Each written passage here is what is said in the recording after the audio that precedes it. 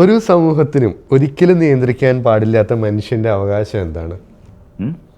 ഒരു സമൂഹവും ഒരിക്കലും നിയന്ത്രിക്കാൻ പാടില്ലാത്ത മനുഷ്യൻ്റെ ഏതെങ്കിലും ഒരു അവകാശമുണ്ടോ? ഇല്ല. കാരണം കുട്ടികളായിട്ടുണ്ടാകുന്നവരാണ് നമ്മളെ രൂപപ്പെടുത്തത്തേ ഉള്ളൂ. അല്ലാതെ ഒരു മനുഷ്യനങ്ങ് ഉണ്ടാകത്തില്ല. 18ാമത്തെ വയസ്സിലുണ്ടാകുന്ന മനുഷ്യരായിരുന്നെങ്കിൽ വേണമെങ്കിൽ ആലോചിക്കാം.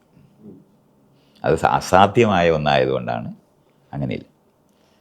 എന്താണ് എനിക്കത് മനസ്സിലായില്ല ചോദ്യം. ഒരു സമൂഹവും ഒരിക്കലും നിയന്ത്രിക്കാൻ പാടില്ലാത്ത ഒരു മനുഷ്യൻ്റെ അവകാശം.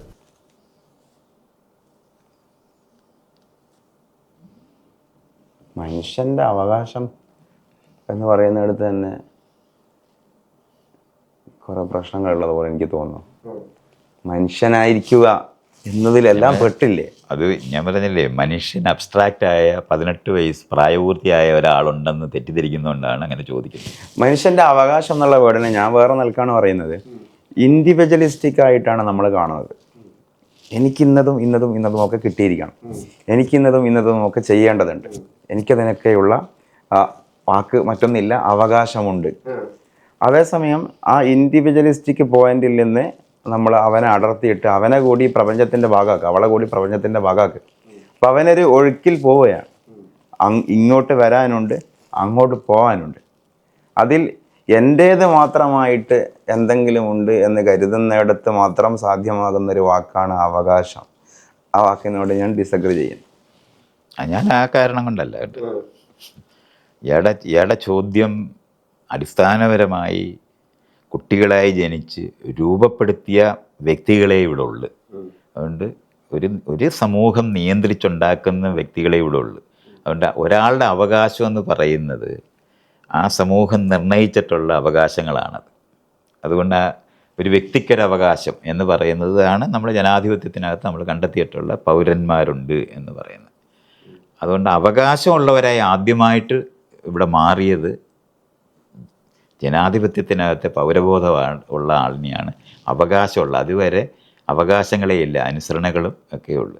പക്ഷേ യഥാർത്ഥത്തിൽ ഒരു സമൂഹത്തിന് നൽകുന്ന, അവരുണ്ടാക്കിയിരിക്കുന്ന, തൊട്ട് മുമ്പ് വരെ ഉണ്ടാക്കിയിരിക്കുന്ന ഒരു ഫ്രെയിംവർക്കിനകത്തുള്ള അവകാശങ്ങളേ ഉള്ളൂ. അതുകൊണ്ട് നിയന്ത്രിക്കാവോ എന്ന് ചോദിച്ചാൽ നിയന്ത്രണങ്ങളോടാണ് അതെല്ലാം, അവകാശങ്ങളെല്ലാം തന്നെ സൃഷ്ടിക്കപ്പെട്ടിട്ടുള്ളത്. പക്ഷെ ഇവിടെ പ്രശ്നം എന്താ, നിങ്ങൾ ഷാർപ്പായി ചോദിച്ചൊരു ചോദ്യത്തെ മൈത്രേയൻ സയൻറ്റിഫിക്കലിയും ഞാൻ ഫിലോസഫിക്കലിയും പറഞ്ഞ് മറ്റെന്തോ ആക്കി സ്ട്രൈറ്റ് ആയിട്ട് പറയുകയാണെങ്കിൽ എനിക്ക് തോന്നുന്നു അറിയാനുള്ള അവകാശം ഒരു സമൂഹവും നിഷേധിക്കാൻ പാടില്ല എന്നുള്ളത്. ഫ്രീഡം ടു നോ ഒരു ഉത്തരമായി കിടക്കട്ടെ. ഒന്ന് അതെന്തറിയാന്നുള്ളതല്ല, മനുഷ്യന് പലതും അറിയാൻ തോന്നും, സാറ്റിസ്ഫാക്ഷൻ. കാരണം മനുഷ്യൻ ആശയജീവിയാണ്. ജൈവിക ജഡം മാത്രമല്ല, ഒരു സ്പിരിച്വൽ ഓർ ഒരു ഇൻ്റലക്ച്വൽ അസ്തിത്വം കൂടിയുണ്ട്. അപ്പോൾ അന്നം കൊണ്ട് മാത്രം സംതൃപ്തി വരില്ല, ആശയം കൂടി കിട്ടണം. അപ്പോൾ ഒരു സമൂഹവും നിഷേധിക്കാൻ പാടില്ലാത്ത അവകാശം ഫ്രീഡം ടു നോ. ആദ്യത്തെ ഉത്തരം ഞാൻ പിൻവലിച്ചു. ഫ്രീഡം ടു ലിവ് എന്ന് പറയുന്നത് ഇവിടെ പോകും അല്ല, ഫ്രീഡം ഈ ലിവിങ്ങിനെ കുറിച്ചാണല്ല മനുഷ്യൻ പറയുന്നത്. അല്ലല്ല, നമ്മള് വ്യക്തികൾ ഉണ്ട് എന്ന വ്യക്തികളാണ് ആരംഭത്തിൻ സാറാണ്. അവകാശങ്ങളുമായി ഒരാൾ ജനിക്കുന്നത് പോലെ വെക്കുന്നത് കൊണ്ടാണ് ആ ചോദ്യം ഉൽപ്പാദിപ്പിക്കുന്നത് ഞാൻ ഈ പറഞ്ഞത്.